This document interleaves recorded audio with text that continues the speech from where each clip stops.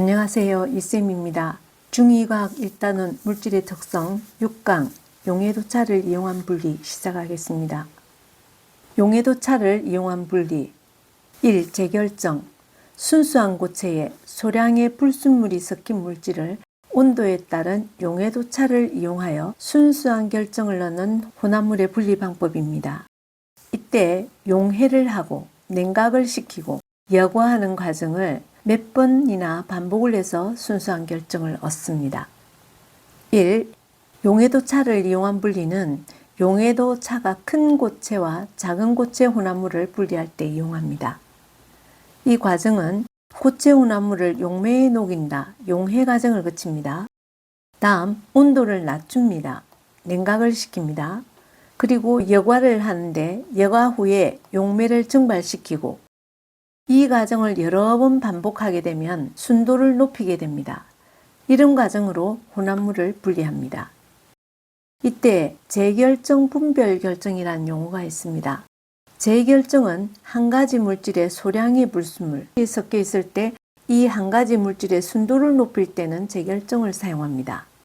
분별결정은 두 가지 이상의 고체 혼합물에서 두 개 다 각각 결정으로 분리할 때 이때 사용하는 것이 분별결정인데 2022 개정 과정에서는 분별결정이라는 용어를 사용하지 않습니다. 그래서 두 가지 이상 고체 혼합물이 섞여 있어도 재결정 단계를 여러 번 반복하면 됩니다.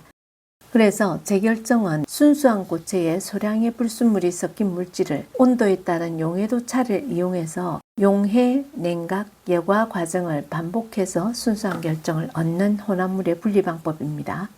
예를 들어서 염화나트륨과 붕산 혼합물의 분리를 봅시다. 염화나트륨의 그래프와 붕산을 비교해보면 붕산이 용해도차가 훨씬 크죠. 이건 용해도차가 적습니다. 이런 두 물질을 분리할 때 먼저 뜨거운 물에 혼합물을 녹입니다. 용해 과정을 거치죠. 온도를 낮춥니다. 용해도차가 큰 붕산이 결정으로 석출됩니다.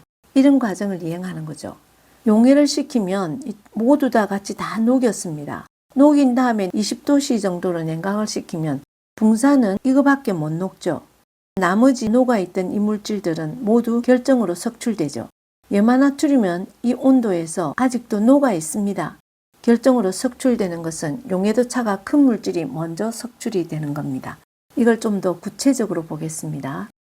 염화나트륨과 붕산 혼합물에서 염화나트륨 20g, 붕산 20g이 섞인 혼합물을 80도씨 물 100g에 모두 녹인다.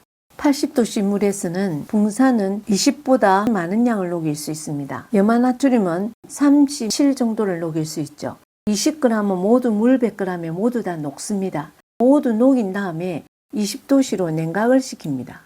20도씨에서는 염화나트륨은 36 정도가 녹을 수 있죠. 20g 모두 다 녹을 수 있는 상태이죠. 용액으로 녹아 있습니다. 근데 붕산은 5g 밖에 못 녹습니다. 20에서 15는 결정으로 석출되는 거죠.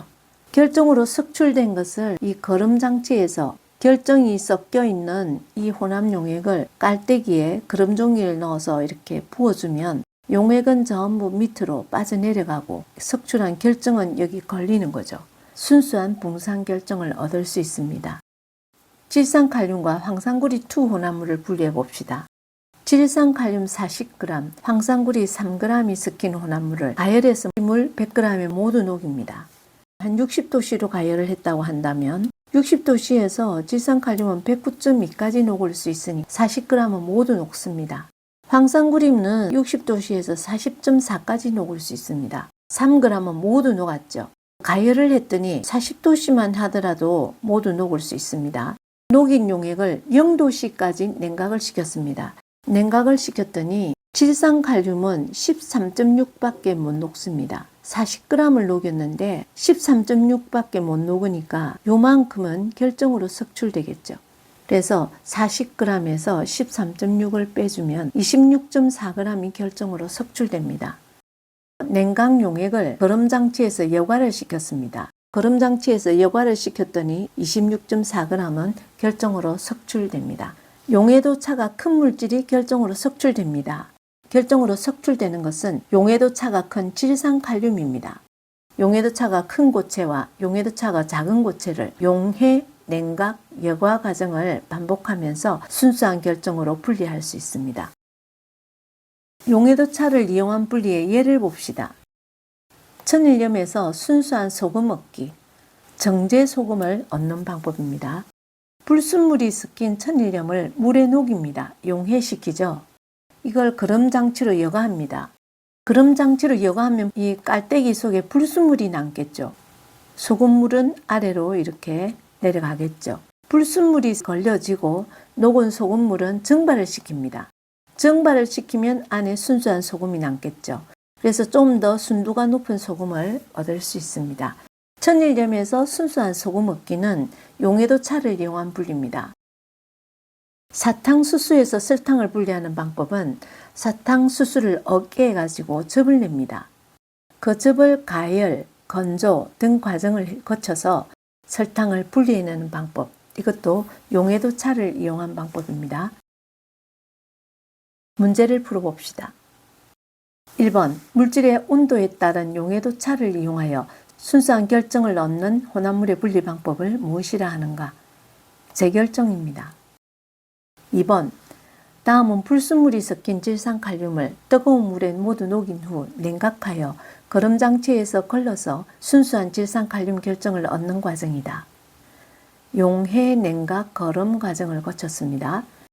용해를 시켰죠. 냉각을 시키니까 이렇게 용해도차가 큰 질산칼륨이 결정으로 석출됩니다. 거름장치를 통해서 걸릅니다. 거름 과정을 거치면 여기에 거름 종이에 순수한 질산칼륨 결정이 걸려집니다. 1. 혼합물을 분리할 때 이용한 물질의 특성, 용해도겠죠. 그래서 용해도차를 이용한 분리입니다. 이때 이용한 혼합물의 분리 방법을 무엇이라 하는가? 재결정입니다. 3번 다음은 염화나트륨과 붕산의 온도에 따른 용해도 곡선과 그 실험 과정을 나타낸 것이다. A. 염화나트륨 16g, 붕산 10g이 섞인 혼합물을 100도씨물 50g에 모두 녹인다. B. 위 용액을 20도씨로 냉각하여 거름종이로 거른다. 100도씨물 50g에 염화나트륨 16g을 녹였습니다. 100도씨물 100g에는 염화나트륨이 38g 정도 녹습니다. 그런데 50g이기 때문에 19g 정도 녹을 수 있죠. 그런데 염화나트륨이 16이니까 100도씨 물에 모두 녹을 수 있습니다. 100도씨 물 50g에는 염화나트륨 16g이 모두 녹습니다. 붕산도 100도씨 물에 약 37, 8g 녹습니다. 50g에는 19g 정도 녹을 수 있죠. 그런데 붕산 10g이기 때문에 물 50g에 모두 녹을 수 있습니다. 이것을 20도씨로 냉각을 시켰습니다. 염화나트륨은 35.9니까 50g에는 18g 정도 녹을 수 있으니까 16g이 그대로 모두 녹아 있습니다. 붕산은 20도씨에서 물 100에서는 5g이 녹을 수 있는데 물 50에는 2.5g이 녹을 수 있습니다. 2.5g만 녹을 수 있으니까 10g에서 남은 이것은 결정으로 석출됩니다. 1. 위 분리 방법을 무엇이라 하는가? 재결정이랍니다. 용해도차가 큰 고체, 작은 고체를 분리할 때 용해도차에 의한 분리, 재결정입니다. 2. 두 고체 중 온도에 따른 용해도차가 큰 물질은 붕산이 용해도차가 이렇게 크죠. 그래서 붕산. 3. 실험에서 거름종이 위에 남는 물질. 남는 물질은 용해도차가 큰 물질이죠. 그래서 거름종 위에 남는 물질은 붕산이고 그 질량은 붕산 물 100에 5g 녹을 수 있었습니다. 물 50에는 2.5g 밖에 못 녹죠. 원래 10g 녹아 있는 데다가 2.5밖에 못 녹으니까 차를 구하면 7.5g이 결정으로 석출됩니다. 그래서 붕산이 7.5g 결정으로 석출된다. 4번 질산칼륨 70g, 황산구리 2 10g이 섞여있는 혼합물을 60도씨 물 100g이 모두 녹였다. 다시 이 용액을 20도씨로 냉각할 때 석출되는 물질과 그 질량은 참고로 질산칼륨과 황산구리2의 용해도가 나와 있습니다. 물 100g에 대한 용해도입니다. 질산칼륨 70g, 황산구리 10g이 60도씨 물 100g에 모두 녹았습니다. 질산칼륨은 109.2가 녹을 수 있으니까 물 100g에 70g은 모두 녹을 수 있습니다. 황산구리2는 10g이 녹는데 60도씨에서 40.4까지 녹을 수 있으니까 10g도 모두 녹을 수 있습니다. 이것을 20도씨로 냉각을 했습니다. 황산구리는 10g이 모두 녹아 있었는데 20도씨에서도 20까지 녹을 수 있기 때문에 그대로 녹아 있습니다. 질산칼륨은 70g을 녹였는데 31.9밖에 못 녹습니다. 70에서 31.9를 뺀 나머지는 결정으로 석출되겠죠. 그래서 용해도 차가 질산칼륨이 크기 때문에 질산칼륨이 결정으로 석출됩니다. 질산칼륨은 20도씨에서 31.9g 녹을 수 있습니다. 석출되는 결정의 양은 녹은 70g에서 31.9를 빼면 38.1g 녹을 수 있습니다. 그래서 질산칼륨이 38.1g 결정으로 석출된다. 5번 질산칼륨과 황산구리2의 온도에 따른 용해도 곡선과 그 실험 과정이다. 질산칼륨 30, 황산구리 5g이 섞인 혼합물을 60도씨 물 50g에 모두 녹였습니다. 물 100에 109가 녹을 수 있는데 질산칼륨이 50g에는 반이 녹을 수 있죠. 30g이기 때문에 모두 녹을 수 있습니다. 황산구리는 물 100에 40.4가 녹을 수 있는데 50에는 20.2가 녹을 수 있죠. 5g은 모두 녹을 수 있습니다. 60도씨에서 황산구리와 질산칼륨은 모두 녹았습니다. 이걸 0도씨로 냉각을 시켰습니다. 황산구리는 14.2 녹을 수 있으니까 물 50에는 7.1 녹죠. 5g이 녹아 있기 때문에 그대로 모두 녹아 있습니다. 질산칼륨은 13.6밖에 못 녹기 때문에 물 50에는 6.8이 녹을 수 있죠. 녹아 있는 것은 30g이니까 6.8밖에 못 녹으면 그 차만큼 결정으로 석출되겠죠. 1. 위 분리 방법을 무엇이라 하는가? 재결정입니다. 2. 두 고체 중 온도에 따른 용해도 차가 더 큰 물질은 기울기가 큰 것입니다. 질산칼륨입니다.